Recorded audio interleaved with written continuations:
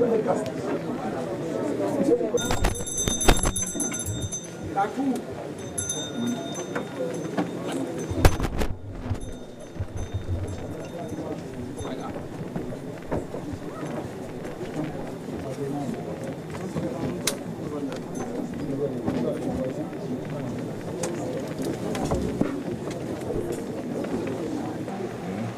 L'inculpé Jean-Claude Duvalier. L'inculpé Jean-Claude Duvalier. L'inculpé Jean-Claude Duvalier.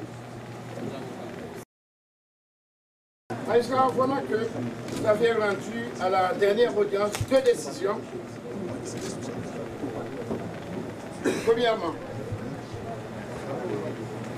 sur votre compétence, et vous n'avez même pas décidé puisque vous avez rendu par la suite une décision, savoir octroyer la qualité de partie civile à des individus qui n'ont pas cette qualité. Donc ces décisions sont des décisions définitives. Des décisions définitives eu égard à la loi. Donc les décisions définitives donnent ouverture immédiatement à cassation. Et voilà que, honorable magistrat, vous êtes au courant que nous avons exercé un pourvoi selon la loi contre ces décisions. Pardon? J'ai pas entendu, magistrat. La Cour est au courant de quoi que ce soit, vous avez bien entendu? Vous n'êtes pas au courant. Eh bien, cette décision a été signifiée à la Cour d'appel. Magistrat, je vous ai remis personnellement une requête suivie d'ordonnance par laquelle nous avons dit que nous allons exercer un pouvoir contre cette décision. Vous avez paraphé l'ordonnance que nous avons en notre possession actuellement déposée au greffe de la Cour de cassation. Et si vous n'étiez pas au courant, maintenant vous êtes au courant. Maintenant vous êtes au courant. Et je demande au greffier de consigner pour nous, Maître Georges. Maître Georges, s'il vous plaît. Non, mais on doit consigner ma déclaration. Ok, d'accord, je continue. Cette déclaration doit être consignée au plus vite. Alors que, magistrat, le ministère public a été régulièrement signifié de cette mesure. Savoir que nous avons exercé un pouvoir comme ça. Tout le monde le sait.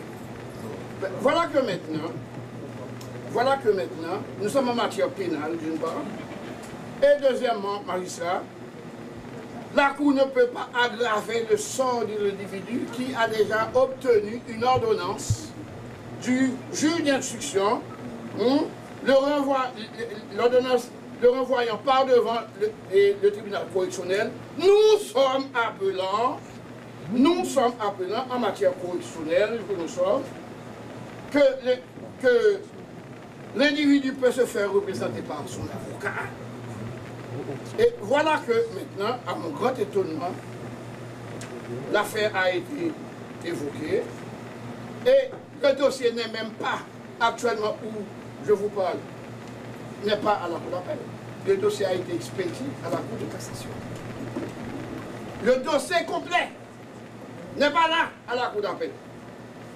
Donc, notre demande, magistrat, puisque maintenant vous êtes au courant, et magistrat chevronné que vous êtes, vous savez que très bien que les décisions à caractère définitif sont des décisions qui peuvent et qui doivent nécessairement ouvrir toutes les portes de la Cour de cassation. Je vous demande de ce soir statuer, de vous dessaisir de ce dossier. Vous êtes au courant maintenant, de vous dessaisir totalement, complètement, radicalement de ce dossier pour permettre à la Cour, pour éviter une litispendance en attendant que la Cour de cassation dise autrement. Sans quoi, magistrat, si vous décidez, si vous dites quelque chose sur ce dossier, eh bien, ce sera, n'est-ce pas, en violation de toutes les lois de la République. Donc, je vous demande humblement, honorable magistrat, de vous dessaisir ipso facto, puisque vous êtes au courant de ce dossier, parce que le dossier se trouve actuellement entre les mains des honorables juges de la Cour de cassation, la plus haute cour de justice dans tous les pays. La Cour d'appel, donc, en ayant rendu sa décision ordonnant la comparution de l'inculpé Jean-Claude Duvalier, n'a pas rendu une décision définitive.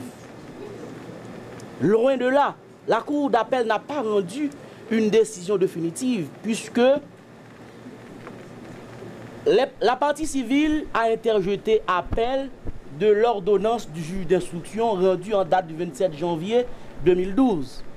Et l'inculpé Jean-Claude Duvalier lui-même, il a interjeté appel de cette ordonnance. Donc, la Cour d'appel, faisant le même travail du juge d'instruction, du premier juge, donc, par son ordonnance, par son arrêt ordonnance avant de dire droit, ayant ordonné la comparution de Jean-Claude Duvalier, la Cour d'appel ne fait qu'animer l'intention d'entendre l'inculpé. Sur la non-comparution de l'inculpé Jean-Claude Duvalier. Sur la non-comparution de l'inculpé Jean-Claude Duvalier.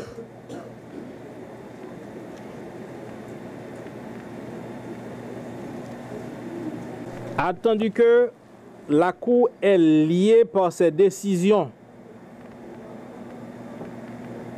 Attendu que la Cour est liée par ses décisions et qu'en siégeant dans le cadre des appels des ordonnances de juge d'instruction et qu'en siégeant dans le cadre des appels des ordonnances de juge d'instruction,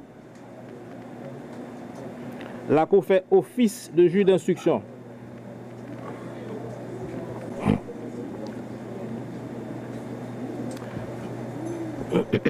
Attendu qu'il y a lieu pour la Cour, le juge d'instruction, attendu qu'il y a lieu pour la Cour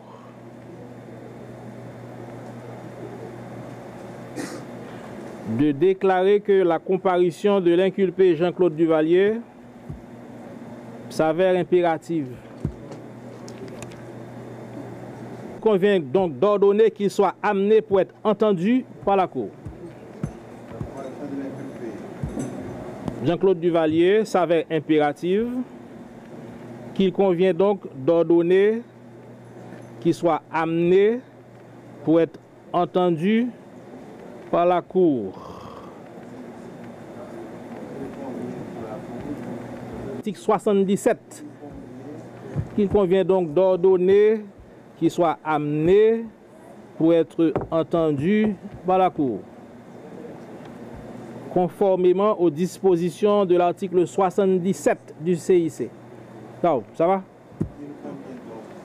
D'ordonner qu'il soit amené pour être entendu par la Cour, conformément aux dispositions de l'article 77 du CIC. Conformément aux dispositions de l'article 77 du CIC. 77 du CIC. Attendu que cette décision sera exécutée à la diligence du ministère public. Attendu que cette décision sera exécutée à la diligence du ministère public. Attendu que cette décision sera exécutée à la diligence du ministère public.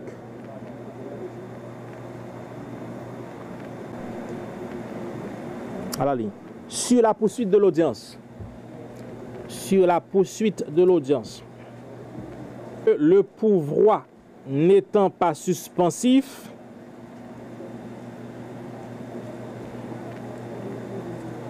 attendu que le pourvoi n'étant pas suspensif, il y a lieu pour la Cour d'ordonner la poursuite de l'audience. Il y a lieu pour la Cour d'ordonner la poursuite de l'audience. Par ces motifs. Par ces motifs, la Cour, le ministère public Entendu. Ces motifs. Le ministère public entendu. Après en avoir délibéré publiquement les articles 323 aux dispositions des articles 323, le pouvoir exercé par l'inculpé Jean-Claude Duvalier n'est pas suspensif. Déclare que le pouvoir exercé par l'inculpé Jean-Claude Duvalier n'est pas suspensif. Ordonne la poursuite de l'audience. En conséquence, ordonne la poursuite de l'audience.